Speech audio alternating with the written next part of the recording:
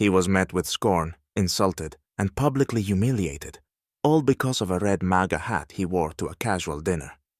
The restaurant manager refused to serve him, declaring that people like him weren't welcome there. No one in the room suspected that the modestly dressed man was a legendary critic whose opinion could destroy any establishment. What happened next changed the restaurant's fate forever. Gregory Pierce, an influential restaurant critic, stepped into a popular downtown eatery. He was dressed modestly, jeans, a dark jacket, and a red MAGA hat that instantly drew everyone's attention. The moment he walked in, conversations at the tables died down. A few diners glanced at him furtively, their expressions filled with irritation and disapproval. At the hostess stand, Jessica Brown, the restaurant manager, frowned as she quickly left her post and approached him. "Can I help you with something?" she asked curtly, arms crossed over her chest. "I'd like a table for one," Gregory replied calmly. Jessica's gaze swept over him, lingering on the hat. Her lips tightened, and a glint of disdain flickered in her eyes. "We don't serve people who wear that," she said loudly. "You'd better leave." The silence in the room became palpable. Diners watched the scene unfold. A waitress at the counter looked uneasy, but she said nothing. "Are you sure this is the policy of your establishment?" Gregory asked, his tone steady as he looked her in the eye. "Absolutely," she replied with a smirk. "Hats like that aren't welcome here." Jessica Brown took a step back, her gaze full of contempt. She raised her voice so everyone in the restaurant could hear. "This is a place where we respect people. We won't be serving you," she declared coldly, pointing at his hat. A murmur rippled through the room. Some patrons nodded approvingly, supporting the manager, while others exchanged awkward glances, clearly uncomfortable with her behavior. The waitstaff at the counter continued their tasks, but cast nervous glances at the unfolding drama. Gregory remained composed, his eyes fixed on Jessica. He took a step forward and spoke quietly but firmly. "Perhaps you should reconsider your policy." Jessica raised a hand to cut him off sharply, her face flushed with irritation. "If you don't leave immediately, I'll call security," she snapped. Gregory replied calmly, "I think it would be better if I waited for the owner's response." Jessica's frustration grew. She turned abruptly to a waiter standing near a table and pointed at Gregory. "Escort this man out, now." The young waiter in uniform looked flustered, mumbling something incomprehensible, but staying rooted in place. Jessica glared at him angrily. "Now!" Tension gripped the room. All eyes were on the scene. Some patrons continued to side with the manager, offering supportive glances or even light applause, while others seemed embarrassed. Unfazed, Gregory stood his ground. He addressed Jessica with an impassive expression. "It seems you're quite certain of your decision. However, I will stay until I see the owner." Jessica's patience was wearing thin. Her voice rose again, filled with anger. "I will not let someone with such views ruin the atmosphere of my establishment." Her outburst drew more attention from the diners. Some smirked, entertained by the drama, while others watched with growing interest, eager to see how the situation would unfold. The restaurant door opened, and a tall man in a sophisticated coat walked in. His confident stride and warm smile immediately drew attention.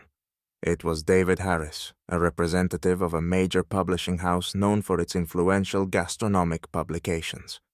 Spotting Gregory at the counter, he greeted him cheerfully. "Gregory, have you had a chance to try anything yet?" Gregory replied evenly. "Not yet. The manager seems to believe my appearance doesn't meet the establishment's standards." David raised an eyebrow in surprise and turned to Jessica. "Excuse me, do you know who this is?" Jessica, caught off guard, looked at him warily. Her expression shifted from disdain to uncertainty. "And who might he be?" she asked hesitantly. David chuckled softly and said, "This is Gregory Pierce. Perhaps you've heard of him? He's the most influential restaurant critic in the city. His reviews can make or break a restaurant." David's words hit like a bombshell. Panic flickered across Jessica's face as she realized her colossal mistake. "My apologies for the misunderstanding, Mr. Pierce," she blurted out, now attempting a smile. "Of course, we'd be happy to offer you the best table.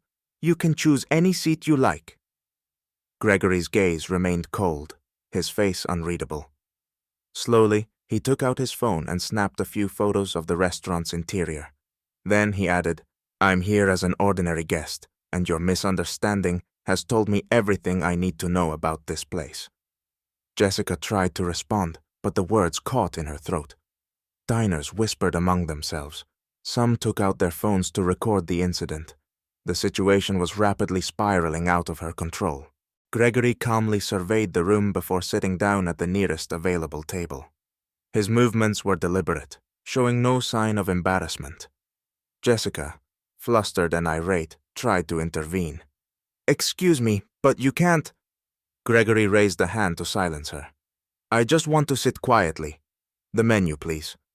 A waitress nearby timidly handed him a menu, casting a quick glance at Jessica.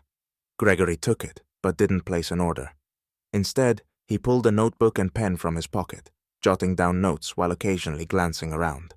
The diners, once absorbed in their meals and conversations, now watched with rapt attention.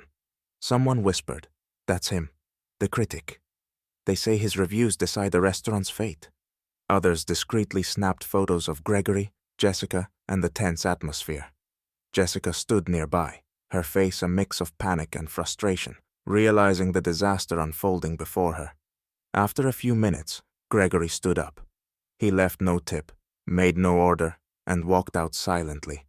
His composed departure left an ominous sense of foreboding in the air, like the calm before a storm.